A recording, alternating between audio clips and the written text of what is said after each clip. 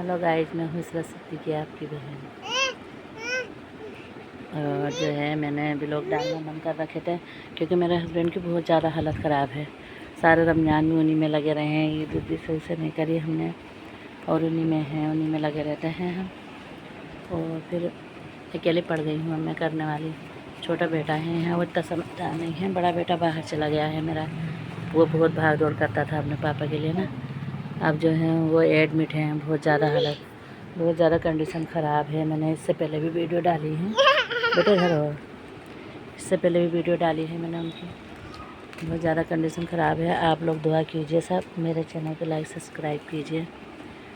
हम हॉस्पिटल जाते हैं, उनका नाश्ता लेके जाते हैं। सबसे पहले तो हम 8 साढ़े 8 बजे नाश्ता ले जाते हैं उनका। 2 रोटियां ले जाती हूँ छोटी छोटी सी, मैं मूंग की दाल बना के ले जाती हूँ।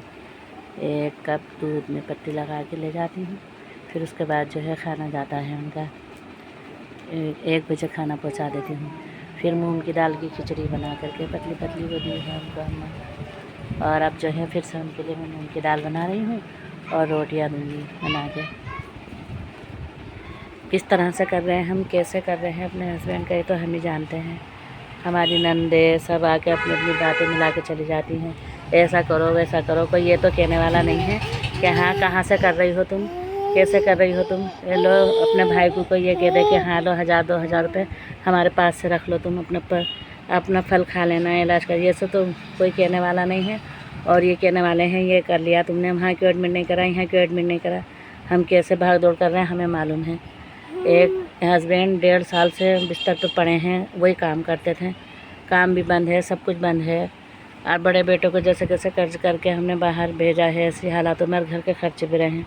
इसको कोई रिश्तेदार पूछने वाला नहीं है कि कैसे क्या है, क्या करना है, लाओ हम कहीं ले चलें। सब अपनी एडवाइस दे के जाते हैं।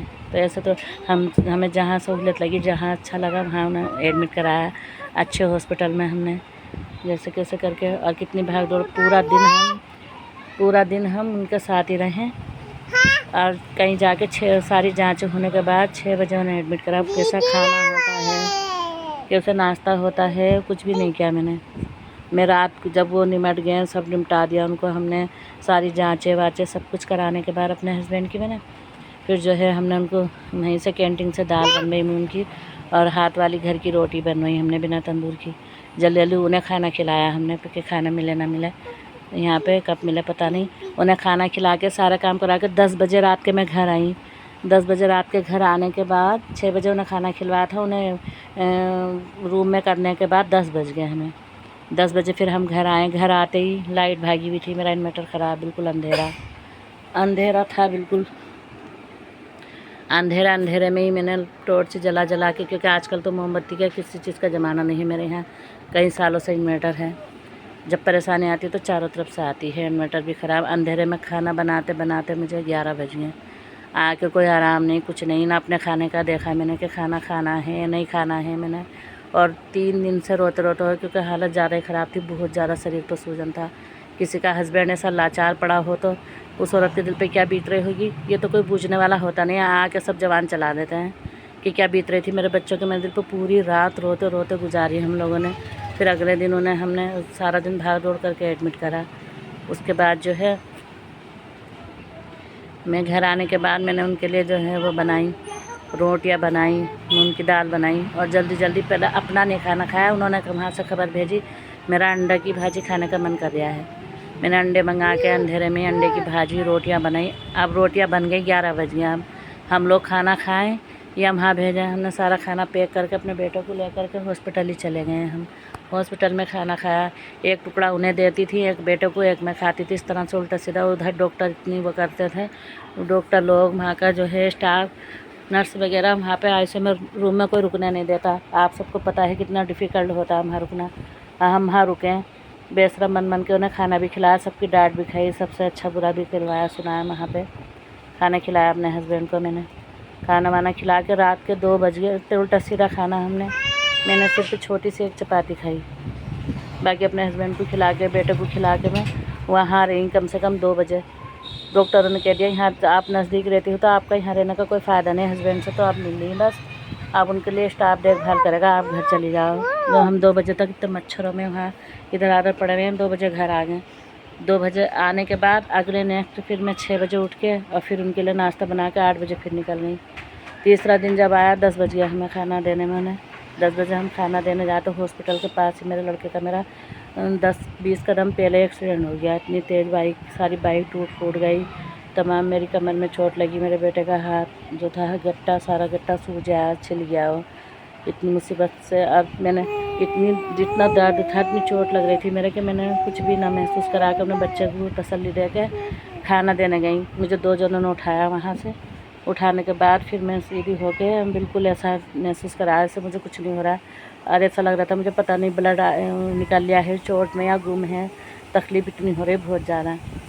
ऐसे में वहाँ पे एक जेंट्स था, बेचारी एक लेडीज़ थी, वो अपनी स्कूटी से उतरी और कहा आंटी आप बैठो, आप खाना दे दो, हॉस्पिटल तक हम आपको पहुँचा दें। इनके मुझसे तो बैठा भी नहीं जा रहा, कैसे बैठूँगी। उन्होंने मुझे जैसे कैसे बिठाया, फिर मुझे हॉस्पिटल तक छोड़ा।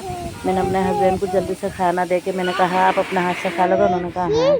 मैंने कहा मैं आपके लिए पानी लेने जा रही हूँ।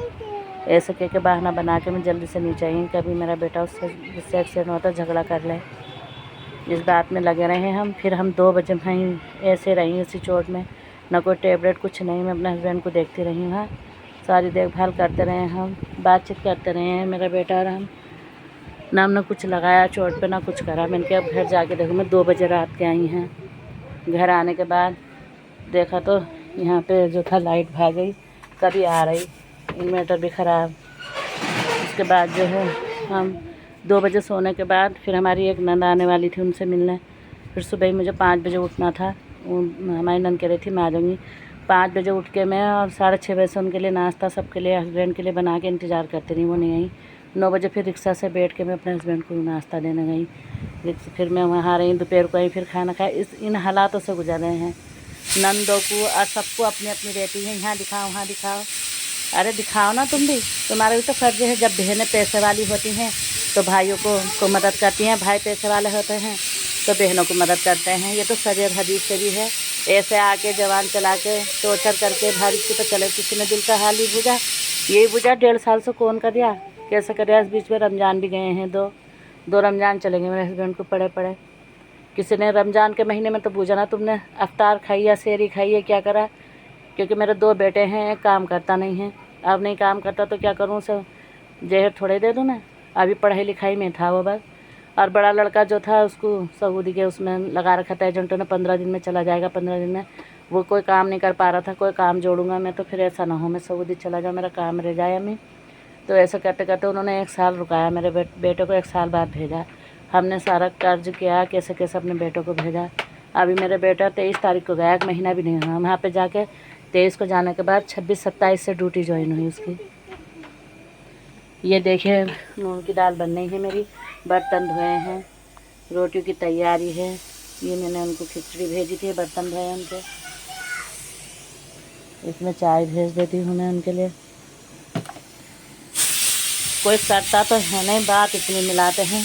बहुत दिल दुखता है कि कितनी मुसीबत थी। पता मेरे हस्बैंड पूरी रात पूलते हैं। कभी तो हम 2 बजे 1 बजे से खड़े होकर फजर की अजान हो जाती थी उनके साथ। कभी हम 12 बजे से, कभी हम पूरा दिन और पूरी रात बैठे रहे। इसी तरह से 1.5 साल काटा। कभी तो उनका सांस फूल जाता था, तो कभी तो उनका कुछ था, कभी कुछ था। और 1.5 साल लगातार हो गए। इस बीच में कपड़े भी धोने हैं, हस्बैंड के कपड़े ही बदलवा रहे हैं। हस्बैंड को नहलवाना भी, हस्बैंड से कहना भी थोड़ा सा टेल लो, उठो बैठो, दुनिया भर के सारे काम करने। रात को बैठ के सेंधा नमक का पानी डालना उनके पैरों पे, फिर जैतून के तेल की मालिश करने की। तो सूजन बहुत था। कौन कर रहा है, मैं ही तो कर रही हूँ, कोई और कर रहा है। अल्लाह हाफिज़। दुआ में याद रखना अपनी बहन इसरा सिद्दीक़ को, मेरे हस्बैंड के लिए दुआ कीजिए। कोई कुछ भी कहे मुझे परवाह नहीं, मेरा अल्लाह देख रहा है मैं कितना कर रही हूँ। अपनी जान उनके अंदर थोड़ी डाल सकती हूँ मैं। ज़िंदगी में तो अल्लाह के हाथ में है, मेरा फ़र्ज़ है करने का। मैं कर रही हूँ जितना कर रहा जा रही है मुझसे। अल्लाह हाफिज़। दुआ में याद रखना अपनी बहन इसरा सिद्दीक़ को।